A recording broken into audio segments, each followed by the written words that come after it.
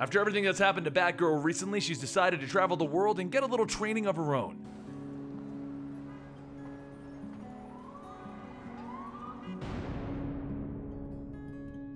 Welcome to the Complete Story Series, where I take trade paperbacks and single issues and I break them down into digestible bites to help you understand. Then I read them dramatically back to you. All alterations to the panels, text, and images are to prevent copyright problems, and all art is owned by its respective companies. This is the continuation of Batgirl Rebirth, issues 1 through 5. It was a sunny day in Japan as Barbara Gordon made her way to her hotel. Just a nice trip to get away from her ex, her tech empire, and like 80% of the people who want to kill her. But as Barbara reaches her roommate-style hotel room, she finds the person staying with her is already there sleeping. The man gets up and she tells him that she's sorry for waking him, and then she notices that it's her old friend Kai, someone who she hasn't seen in years. Kai tells her it's like the coincidence of the century. What are you even doing in Japan? She takes out a picture of an old masked superhero named Chiyo Yamashiro, the Fruit Bat. She's come to meet her. She fought crime in the 40s and she unmasked herself in the 80s, and she's still living at her age of 104. Since the average age of superheroes is about 40, she figured somebody should interview her. Barbara then asks what is he doing here, and he says that after all of the bad things that he's done, he thought maybe visiting the family would help him get a better perspective on things. But really, he just wants to get back into photography. The two head out for lunch and Barbara orders some octopus, which Kai isn't exactly thrilled about. Next they go out for drinks, and as they head back to the hotel, it seems the octopus isn't settling with Kai that well as he throws it all back up. The next day, Barbara and Kai head out to the 10,000 Isa dance parade so Barbara can meet Chiyo. But due to her age, she doesn't respond to any of Barbara's compliments. Chiyo's son tells her that she doesn't like socializing with youngsters like them. Moments later, the sounds of drums can be heard as the parade begins, and there's a sudden scream in the crowd that sounded like it came from Kai. After a quick change, Barbara jumps in to find a younger Japanese schoolgirl with white face paint pinning Kai down, asking for the formula. Barbara manages to fight the girl off, and soon she begins her escape, jumping off of the parade drums. Barbara plans to stop her, but suddenly, while in midair, the schoolgirl's leg is caught, and the person who grabbed her was the Fruit Bat. Once thrown to the ground, the schoolgirl gets back up holding a knife and she throws it at Chiyo. But just before the knife can strike, Chiyo deflects it, sending it back, cutting the schoolgirl's ribbon. Chiyo tells her, "That was a warning. Go home, little girl." Barbara runs over to tell her that was amazing how fast she was with the knife, and Chiyo tells her that she was not faster. She was blocking it before she threw it. However, just as Barbara asks if she can teach her that, the sudden activity has put a strain on Chiyo. But before being taken away, Chiyo tells her, "You can't see the future when the past is standing in your way. You must find the teacher." Chiyo receives some help, and Barbara begins to wonder what all of that could have meant. She can't ask for help from Burnside because that's the past. The teacher would be the future. And then she sees the sign, "Future of MMA in Singapore." Barbara heads back to the hotel, and Kai tells her all about how Batgirl was there to save him. But she can't help but wonder why the two of them are here. He has to be hiding something. Maybe that secret formula that the girl was talking about? And Barbara then says that she's thinking, maybe they should go to Singapore. After reaching Singapore, Barbara sits on top of a building trying to piece together what just happened. There's gotta be something that she's missing about this whole thing, and looking back on the memory, she remembers the schoolgirl had a tattoo. The strange thing is, the girl was Japanese, and the tattoo was in Chinese and it read student. So that leaves the question, who is the teacher? Barbara changes back to her normal clothes and she heads over to the Adept building to follow up on a lead involving the MMA teacher. As she enters, she is stopped and she's told that they are currently not accepting any female fighters. And then the man points her in the direction of Mei Hayo. Mei owns a gym and is looking to start up a female fighting scene again. She agrees to help train Barbara so long as she helps in the promotional fight later in the week. The two then put on their gear so that Barbara can show her what she's got, and after Barbara's first kick, she's slammed to the ground. A few hours later, Barbara heads back to the hotel to find Kai there. He tells her that he's got a surprise for her, so make sure that she has a bathing suit. He's booked them a day at the Marina Bay Sands, a rather expensive spa to go to. Barbara asks, how did he get a booking here? And he tells her, don't worry, he has his ways. The two head to the pool area where Kai explains that he's got money coming in from an actual real job that involves his old friend Neil in data distribution. At first, Barbara begins to think and remember that Kai's eyes dilate when he's lying, but this time they aren't. He's actually telling the truth about something good. And as the two of them get closer, they kiss. As the next several days pass, Barbara continues working with Mei at the gym, and she can't shake the feeling that something was wrong about that kiss. But as the night of the fight comes by, Kai says that he's leaving tomorrow for Shanghai. She should come with him, and then they can travel around some more. Barbara tells him that she really hasn't thought that far ahead yet. She has to go now, and she'll talk to him later. Over at a warehouse in Singapore, Barbara gets ready for her fight against Wen Lu, the fighter known as the Moth. She tells Wen good luck, and Wen doesn't say anything, and the bell rings and Wen charges in kicking. Barbara manages to dodge the attacks, but with Wen's movements, she can't hit her either. After Wen kicks again, Barbara sees an opening and she takes it, but suddenly she's stopped when she sees Wen's arm. It's the same tattoo as the schoolgirl. Wen then swings, punching Barbara to the floor.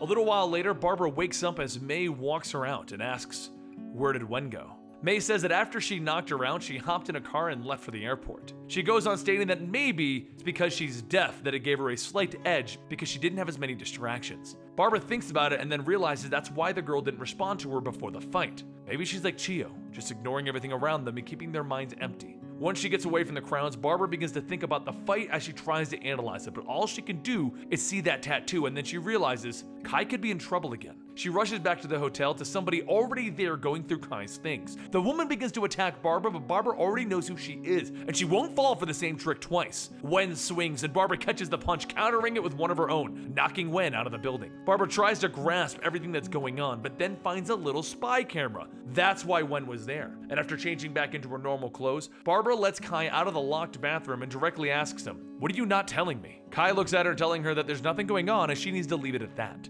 Later, Barbara heads to the airport to fly over to Seoul, South Korea, where Wen's MMA contract is so that she can try and find her there, as well as the spy camera showing that is transmitting to Seoul as well. While on the plane, the passenger sitting next to Barbara notices her working and says that his work takes him all over the place too. She may have heard about it. Probiotel? The man hands her a sample stating that good bacteria can do amazing things. And as she puts back on her headphones, that's when Barbara realizes it. Bacteria. Kai mentioned his job working with Neil, and he mentioned that he was studying bioencryption. So could Kai be transporting bioencrypted bacteria? Maybe that's what got him sick when they first met. Once she arrived in Seoul, Barbara follows the signal to where the spy cam was transmitting from, and then she begins to scale the building. As she gets in, she continues onward to find out where the signal was coming from, but she sees no hard drive storing up that information, which means that somebody took it or this whole thing's a trap. A desk slams right where Barbara was standing, and the man tells her not wearing a hard hat can be pretty dangerous. Barbara notices that his English is rather good, and he says that's because it's the language of business. He's only working here until he retakes his scholastic ability test again. Wen appears behind them, and Barbara tries to tell them that she's tired of dealing with students. She wants to know where the teacher is. And the man tells her that he's sorry, but she left to Shanghai on business. She went to see her friend, and this time, he's alone. Barbara quickly grabs a weapon to defend herself, and the man says that they all know about her friend. Accepted to college but dropped out. He could have been something, but instead he preferred a life of crime. Barbara starts swinging back, hitting Wen, and the man goes on stating, but for them, they didn't have a choice. There was only one test that decides everything for them, things like colleges, their careers, and even their futures. Barbara slams the man down, telling him that they're just flunkies doing the teacher's dirty work. And what is it they want with Kai in this formula anyway? And the man says, our second chance. And then a knife is thrown. The cape deflects the knife and the schoolgirl appears, and the schoolgirl tells her that she can't beat them. And Barbara tells her that she's right, she won't beat them because she's not going to fight. She drops a smoke bomb as she manages to escape trying to call Kai, but there's no answer. Over in Shanghai, a woman stands over Kai's knocked out body and pulls out a syringe. Barbara heads over to the airport to get a flight out to Shanghai, and she calls up Frankie, trying to get help on digging up some information on Kai's old friend, Neil Barry. Turns out after school, Neil was hired by a Japanese biotech company, but later left when he was caught selling company secrets. The formula that they were working on was an experimental drug not approved for human consumption. The formula appeared to offer a substantial boost in brain power, but the side effects included hair loss, aggressive behavior, and cancer. Once touching down in Shanghai, Barbara heads over to the hospital where Kai is being treated. And there's an old man in the room that she thinks is his grandfather. Once the man leaves the room, Barbara comes in the window in her Batgirl outfit stating, your grandpa seemed nice. And Kai tells her that that's what he told Barbara, that it was his grandfather, but the man is really Grandfather Blood, head of the Grey Gang. Now with the formula gone, Grandfather Blood is going to kill him since he put a deposit down on it. Barbara tells him that she'll get it back under one condition. You leave Barbara alone. You've put her in too much danger already. After leaving the hospital, she digs around on the net trying to find out how all of these students came to be, and she finally finds a website devoted to helping people get past cram school. She leaves the link to the old building with the last chance cram school written on the door and sneaks in. As she walks in, she finds a woman holding a vial and quickly destroys it. The woman calls her a moron for doing that. The vial was worth 3 million yuan. Now she's gonna have to start, but the woman then suddenly falls to the ground. Barbara asks if she's dead, and the woman's eyes open change, and she says no. She was dead before, but now she knows what it feels like to be alive.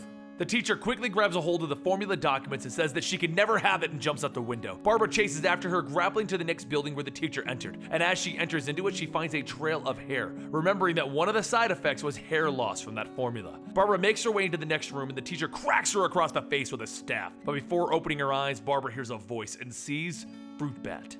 She says that she can't see the future when the past is getting in her way. And Barbara says that she knows, but she still doesn't understand it. She needs to wake up before, but then Kai finishes it stating, or grandfather blood will kill him. Kai hands her a candy bar telling her to tell him what's the third ingredient. Barbara answers, telling him that it's enriched wheat flour, and Kai then tells her that she ate this when they were 10 at lunch. She's smart enough to win this fight, so smart that she doesn't see how much brain power is wasted on things that are not essential. Barbara stops and thinks about it, and she says that she can think faster, and Fruit Bat tells her, by shutting off your photographic memory. Barbara asks, but what if I can't turn it back on? What if I forget who I am? Kai ties a string to her wrist telling her that this is how you'll remember to remember. And slowly, Barbara begins to snap out of the daze that she's in, opening up her eyes, and she quickly runs to the door. She sees the teacher escaping as she leaps after her. The teacher stops to attack, but this time, Barbara catches the staff. Now with a clear mind, Barbara manages to fight back, punching the teacher to the ground.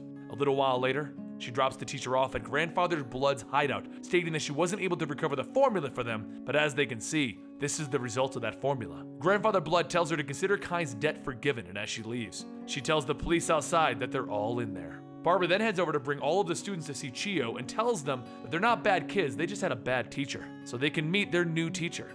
As the night falls, Barbara makes one last stop, and that's at the Shanghai hospital to see Kai.